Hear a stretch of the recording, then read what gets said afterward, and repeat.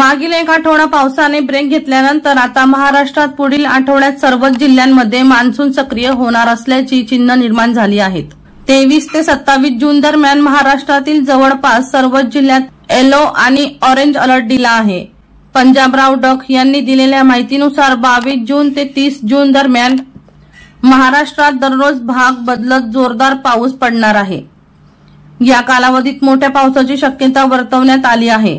पूर्व आणि पश्चिम विदर्भ, मराठवाडा, पश्चिम महाराष्ट्र, दक्षिण आणि उत्तर कोकणात या कालावधीत चांगला पाऊस होणार आहे।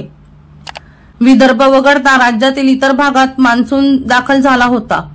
यंदा कोकण, मुंबई, मध्य महाराष्ट्र आणि पुणे या भागात मान्सून वेळेआधीच आला। त्यानंतर विदर्भात पोहोचण्याआधी 7 दिवस पावसाने ब्रेक घेतला। अखेर मान्सून नागपुरात 22 जून रोजी दाखल झाला। हवामान खात्याकडून नागपूरसह मान्सून विदर्भात दाखल झाल्याची घोषणा केली। दीपक राठोड यांचा रिपोर्ट DR न्यूज जळगाव।